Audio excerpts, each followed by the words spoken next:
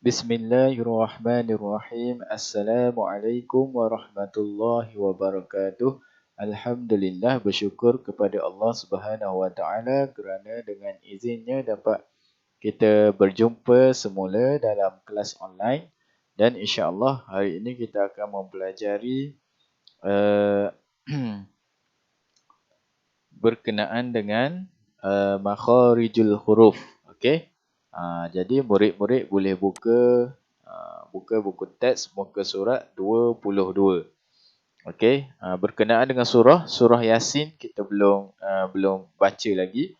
Okey, untuk surah Yasin kita akan sambung baliklah pada pelajaran yang akan datang. Okey, untuk kali ini kita akan masuk pada muka surat 22, iaitu Ad-Darsul Awal.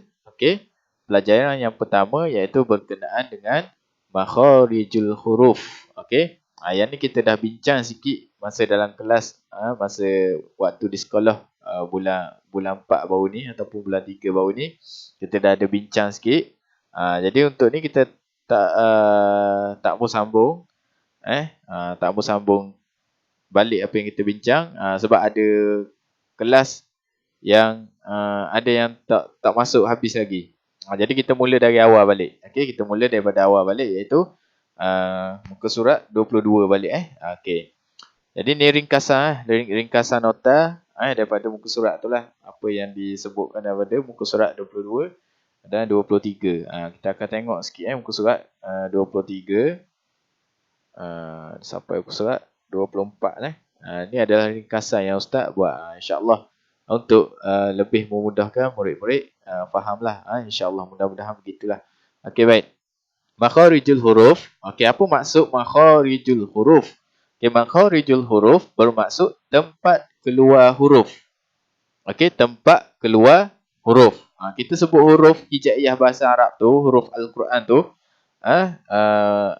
apa ni? Abatasa, jaha, kha tu semua huruf tu itu dia ada tempat-tempat keluar huruf. Dia ada tempat-tempat keluar huruf yang kita sebut tu. Okey, huruf yang kita sebut. Dan ini ustaz nyatakan, kita kena ingat setiap huruf tu dia akan keluar pada satu tempat saja. Setiap huruf, contoh huruf ba, dia keluar ikut dekat bibir syafatan. Okey, tempat keluar hurufnya adalah di syafatan, asy-syafatan. Maka dia akan keluar situ, dia tak akan pergi kat tempat lain. Satu huruf, satu tempat keluar huruf saja, melainkan huruf mim dan nun. Yang tu kita akan perincikan pada pelajaran yang akan datang. Okey. Ini untuk asas ni. Okey, murid-murid perlu faham, setiap satu huruf keluar pada satu tempat sahaja kecuali huruf mim dan nun. Okey, ni maksud makharijul huruf, tempat keluar huruf. Okey, kemudian baik. Anwa'ul makharij. Okey. Jenis-jenis makharijul huruf. Jenis-jenis ataupun bahagian-bahagian makharijul huruf terbahagi kepada 5 bahagian secara amnya. Secara besarnya dia terbahagi kepada 5 bahagian. Nanti bila diperincikan lagi, dia akan berpecah lagi menjadi 17 bahagian. Kita tengok yang umumnya dulu. Secara amnya, secara besarnya, dia terbahagi kepada 5 bahagian. 5 anwa'. 5 jenis-jenis makharijul huruf. Okey, yang pertama, al-jawf. Al-jawf. Yang kedua, al-halqu. Yang ketiga, al-lisan. Yang keempat, asy-syafatan. Dan yang kelima, al-khayshum. Ni 5 pembahagian ataupun 5 jenis makharijul huruf. Ni murid-murid perlu ingat dan hafal ni. Hafal dan ingat. Okey, 5 bahagian dia. Yang pertama al-jawf, yang kedua al-halqu, yang ketiga al-lisan, yang keempat asy-syafatan, yang kelima al-khayshum. Okey, ni 5 jenis-jenis makharijul huruf. Okey, ni gambaran. Okey, inilah dipanggil tempat-tempat keluar huruf. Okey, dia terbahagi pada 5 tadi. Okey, apa dia? Al-khayshum. Al-khayshum ni ialah bahagian hidung. Okey, kat sini. Ni ada tempat, ada huruf yang keluar di bahagian ini. Bila kita sebut huruf tu, dia akan berasa kat sini. Keluarnya huruf yang kita sebut tu. Huruf apa yang keluar dekat Al-Khayshum? Nanti pelajaran akan datang kita akan terangkan. Okey, kemudian yang bahagian yang kedua seterusnya Al-Jawf. Okey, Al-Jawf. Al-Jawf ni dekat mana? Rongga mulut dan rongga kerongkong. Okey, rongga mulut dan rongga kerongkong. Kat mana? Ni kawasan ni. Ni daripada sini. Okey, ni kawasan rongga mulut dan kawasan rongga kerongkong. Okey, ni dipanggil Al-Jawf. Ni kawasan rongga ni. Okey, ni kawasan ni. Ni Al-Jawf. Okey, ada huruf yang keluar daripada tempat ni. Huruf apa? Nanti kita tengok. Okey. Kemudian Al-Halqu. Okey, Al-Halqu iaitu kerongkong. Okey, ni bahagian ni. Ni bahagian ni ada huruf-huruf yang akan keluar dekat tempat ini. Bila kita sebut huruf tu, dia akan berasa kat kawasan ini. Dah pastikan huruf yang kita sebut tu biar keluar di sinilah tempat yang sepatutnya. Tempat yang sepatutnya lah di sini. Huruf apa nanti kita akan tengok pada pelajaran akan datang. Okey. Yang seterusnya Al-Lisan. Al-Lisan ni adalah lidah. Okey, ni kat lidah. Ni kawasan lidah. Okey, tepi lidah, pangkal lidah, ujung lidah, tengah lidah. Ada huruf-hurufnya yang berada di tempat yang mengikut hak masing-masing lah. Nanti kita akan tengok huruf apa yang keluar pada lidah. Dia bunyi dekat lidah. Bila kita letak lidah kat sini, dia akan bunyi huruf sekian. Jadi dekat kawasan lidah ni ada huruf-hurufnya. Nanti kita tengok. Ada seterusnya iaitu Asyafatan. Ataupun Asyafatain. Betul belah kelak Asyafatan. Betul. Asyafatain pun betul. Okey. Kawasan bibir mulut. Okey, kawasan bibir mulut ada huruf-hurufnya yang keluar di kawasan bibir mulut. Bila kita main dekat bibir ni, dia akan keluar huruf-hurufnya. Apa dia hurufnya?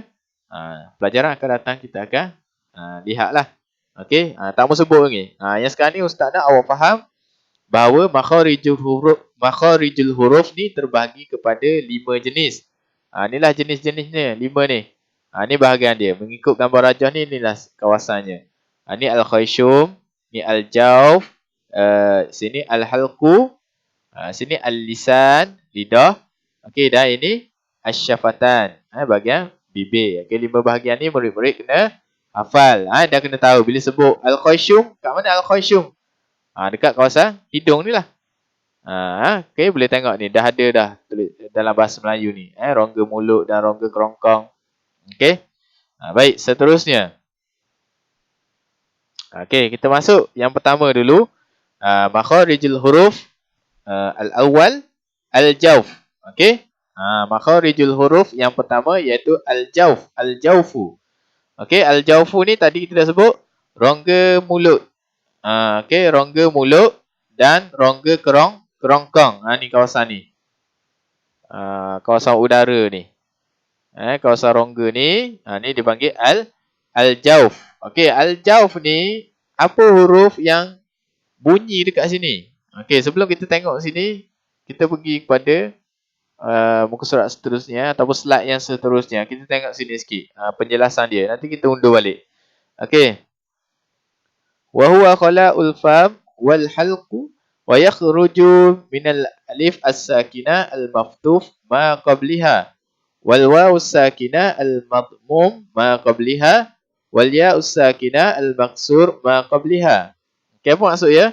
Al-jawf ialah ruang rongga mulut dan kerongkong. Okey, tadi kita tunjuk dah kawasan al-jawf tu kat mana, iaitu ruang rongga mulut dan kerongkong. Okey, dan keluar daripadanya, iaitulah alif sakinah yang sebelumnya huruf berbaris fathah. Berbaris fathah ni baris apa? Baris atas. Waw sakinah yang sebelumnya huruf berbaris dhammah, baris depan. Dhammah ni baris depan. Dan ya sakinah yang sebelumnya huruf berbaris kasrah, berbaris di bawah. Okey, kita tengok balik gambar rajah ni. Okey. Ni kawasan al-jawf iaitu rongga mulut dan rongga kerongkong. Okey, bila kita sebut ni alif sakinah, ya sakinah dan waw sakinah. Yang pertama alif sakinah, alif mati, huruf sebelumnya berbaris atas. Ya mati, ya sakinah, huruf sebelumnya berbaris di bawah. Dan waw mati, waw sakinah, huruf sebelumnya berbaris hadapan, baris dhammah. Ini dipanggil hukum mak tabi'i. Bila kita lafazkan mak tabi'i ni, maka tempat keluarnya adalah di kawasan rongga mulut dan rongga kerongkong. Okey. Kita tengok pada contoh. Okey. Ketika mana kita melafazkan khariju, kharijun. Okey, kita bukan nak fokuskan kepada rijun. Kita tengok pada sini. Iaitu alif sakinah, huruf sebelumnya iaitu kha berbaris fathah. Okey, ni bila kita sebut lafazkan bunyi ni, dia akan keluar dekat rongga mulut dan rongga kerongkong. Itulah dipanggil al-jawf.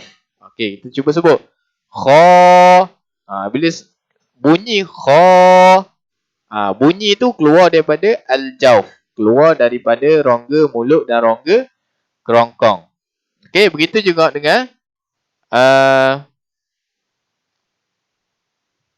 ya sakinah yang mana huruf sebelumnya berbaris di bawah. Okey, raqibun. Okey, bila kita sebut qibun.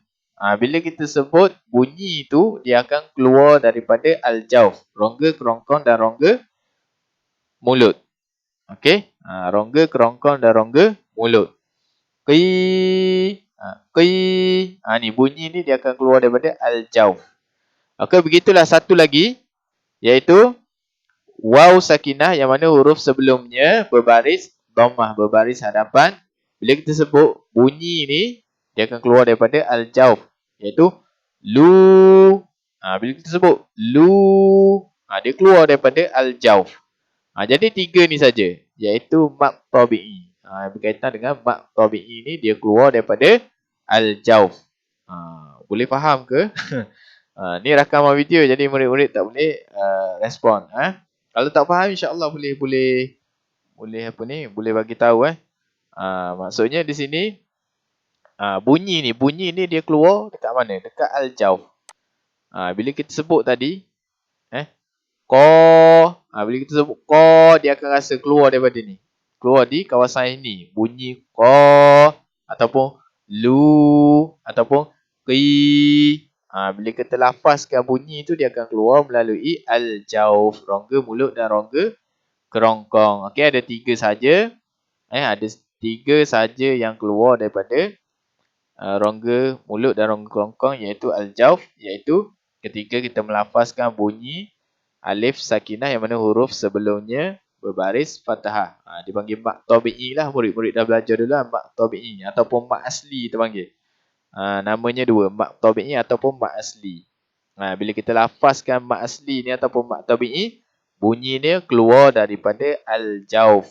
Itu dia dipanggil makharijul huruf, tempat keluar huruf. Kita bunyikan huruf tu, dia akan keluar daripada mana? Sama ada al-jawf, al-khayshum, ataupun al-syafatan, ataupun al-halqu, ataupun al-lisan. Sama daripada lima tu saja. Bila kita sebut bunyi tu, daripada lima tu saja yang akan keluar. Sama ada al-khayshum, bunyi kat sini, ataupun bunyi kat al-jawf, ataupun bunyi di kawasan ini, al-halqu, ataupun bunyi di al-lisan, ataupun huruf yang kita lafaz tu, dia akan keluar daripada al-syafatan. Okey. Jadi untuk al-jawf ni, kita dah belajar sini. Bila kita lafazkan kha, ataupun qi, ataupun lu. Okey, jadi ketiga-tiga ini, bunyi ni dia akan keluar daripada kawasan al-jawf. Al-jawf. Okey. Itu saja untuk pembelajaran hari ini. Okey. Semoga murid-murid boleh faham, insya-Allah. InsyaAllah boleh faham. Ustaz doakan boleh faham. Okey, kalau tak boleh faham, cuba ulang. Ulang beberapa kali, cuba baca balik nota ni. Okey, insya-Allah moga-moga Allah memberi kefahaman kepada kita semua. InsyaAllah. Amin. Baik. Untuk ni, murid-murid perlu ni kerja yang murid perlu lakukan, iaitu buat nota dalam buku tulis. Hari tu dah ada buat, okey. Cuma yang ni penambahan lah untuk lebih faham.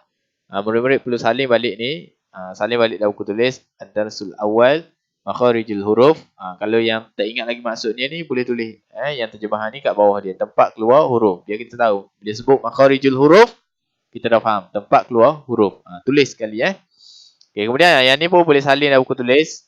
Buat bentuk gini insya-Allah. Kalau rasa yang ni apa ni? Boleh tulislah bentuk gini. Insya-Allah dalam bentuk gini kita lebih mudah untuk ingat. Okey, boleh salin dalam buku tulis. Kemudian yang ni, okey yang ni, siapa yang ada kemahiran melukis, siapa yang ada kemahiran lukis, lukislah dalam buku tulis tu. Lukis gambar rajah ni dalam buku tulis, kemudian tulis ni.